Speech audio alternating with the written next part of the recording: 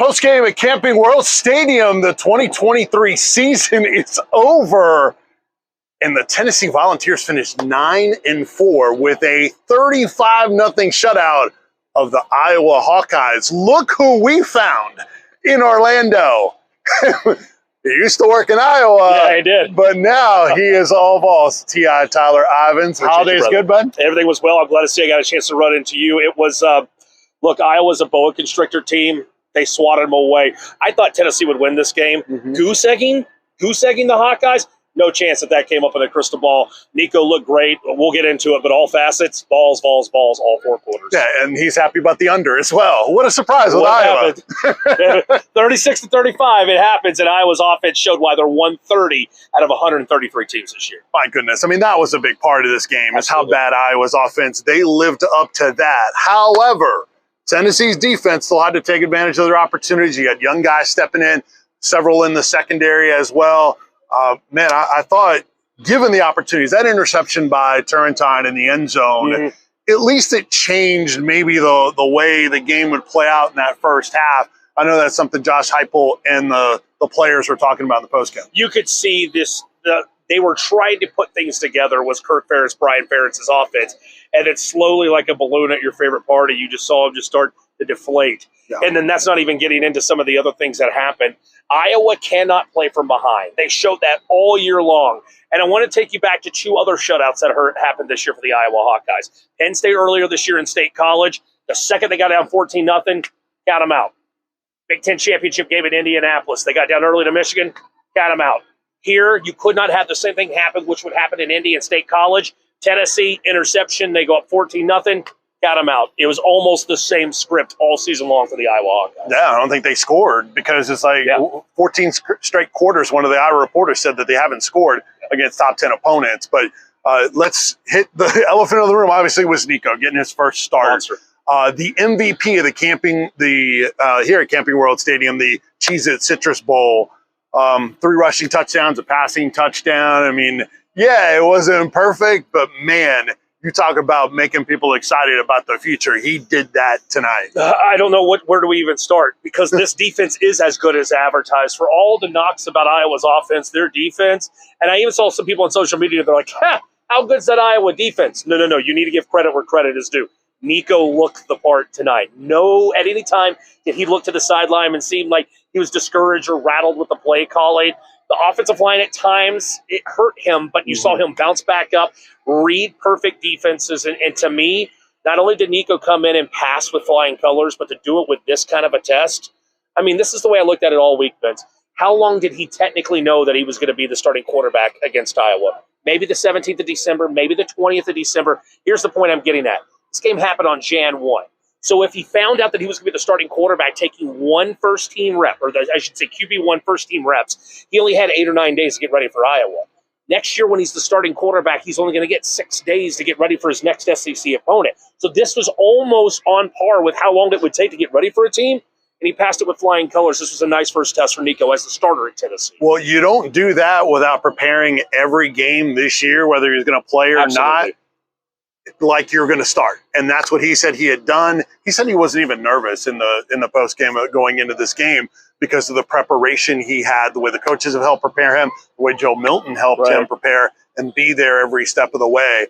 And what Josh Heupel was talking about is the poise he had, the decision making, getting them in the right run plays, which is something that you don't see in the stat line or in the box score, but is a big part of the game. And then, he took some sacks, but it didn't faze him whatsoever. He looked every bit like the guy that fans want. And I talked to Bryson Easton in the Ball Network pregame. Yeah. He said he is going to be what you think he is going to be as Tennessee's quarterback in the future. And it was cool to see him out there today. I want to add on to it just quickly. You think that's what the future looks like at quarterback? What's the future look like in the backfield with Dylan Sampson? Yep. So you can talk about all the great things that Iowa does at defense. What their bread and butter is stopping the run. Dylan Sampson had himself a heck of a game on the ground today, too. He did. Dynamic, and Cam Seldon, I thought, did well. Excellent. Tennessee executed in short yardage, which has been an issue for them. They got in the I formation with Nico under center. I mean, with a bunch of tight ends and all that. You've seen it all today. Just changed Madden playbooks out. That's what you got today. Oh, and speaking of special, James Pierce Jr. Josh Heupel talking about how special he is, and he thinks he has a chance to be really, really special. He had the pick six and most sacks for a Tennessee player, defender in a long time. Tyree West was outstanding with 1.5 sacks. Man, that front seven. And I asked Heupel about that front seven in the postgame, and he said, first of all, he gave me, I say this all the time on Sports Talk. When you ask somebody a question, their initial reaction to your question before the real words start says a lot.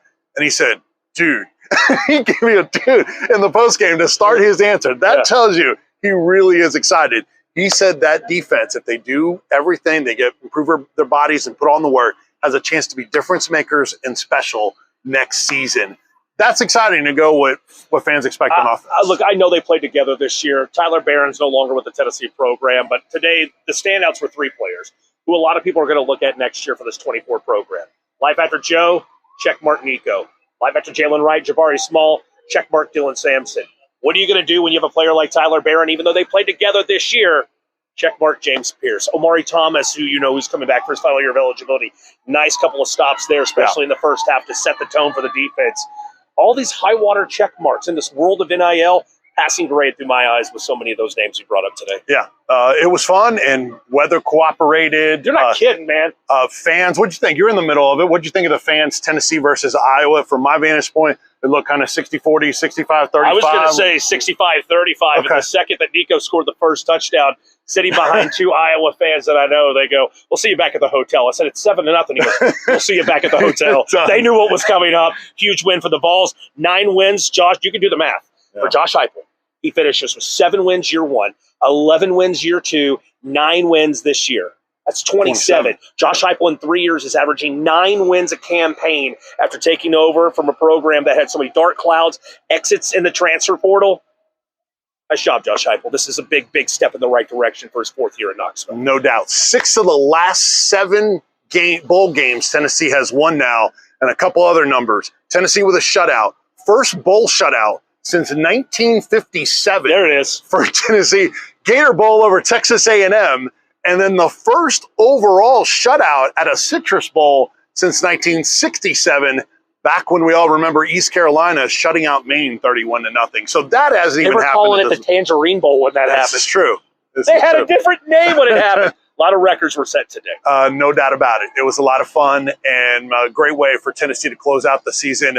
Oh, you know, the Tennessee coverage and news, it's not going to stop. Exactly. It will continue. So go to 99 at Sports Animal 991 and Sports Animal 991. That's all our social media handles. And then 991thesportsanimal.com. And then, of course, Tyler and Will in the afternoons, 3 to 7. Myself and John Wilkerson in the morning with Sports Talk.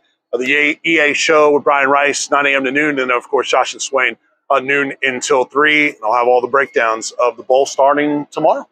I got to get on a plane to go back to Rocky Top, but I don't want to leave. Hey, I'm off too, so appreciate it. Good job, Tyler. Good to see you. All right, thanks for joining us. We will talk to you on the radio here real soon. Thanks for watching. This is it from a 35-0 Tennessee Cheez-It Citrus Bowl win in Orlando. Take care, guys. I'm feeling the cheesy.